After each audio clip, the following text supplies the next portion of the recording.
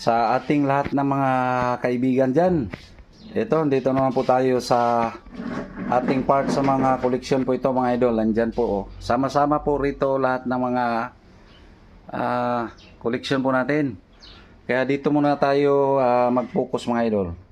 Kasi parating na nga yung Pasko po natin. Kaya nandito po yung bilin po natin mga idol oh. Andyan po si Baby Jesus. Ayan po. Oh. Sa antik na antik rin po itong items na ito mga idol. Kaya ang ganda oh, yung mga hayop na yan mga idol, yung animals na yan. Isa-isahin po natin yan sa video po natin. Kaya dito muna tayo dumako mga idol. Andyan po yung si Mama Mary, pati si Joseph, saka yung tatlong hari mga idol. Nandun po yung isa oh, ayan oh. Ito po mga idol oh. Oh. Tsaka andun po yung isang hari mga idol oh. Kaya ito po yung isang hari mga idol, nakatalikod. Ito po oh. Oh.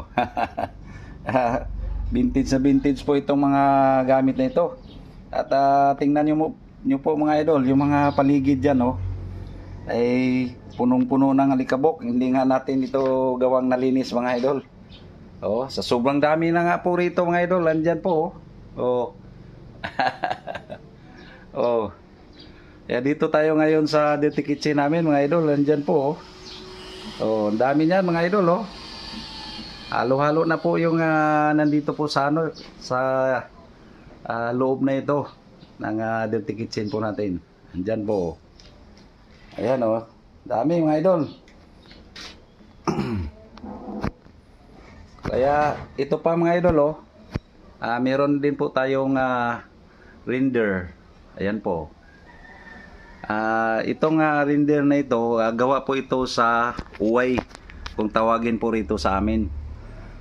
Ito, nahuli po natin ito doon sa lula na po na lumisan. Sabi po niya, minana nga raw po niya ito sa kanilang mga ninuno pa. Kaya lumang-luma na po talaga ito mga idol oh. Kaya nakikita po natin yung kalumaan ng isang uway mga idol oh. Ang lupit oh.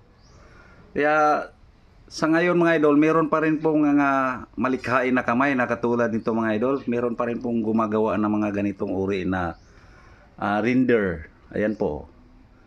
Kaya ito, maski ano na lang pong yung pinaglalagay natin yan, pinagsasabit mga idol. Ayan po. Araw nga ng Kapaskuhan mga idol, kaya isinama po natin ito. Ayan po. Antik na antik po yan mga idol oh.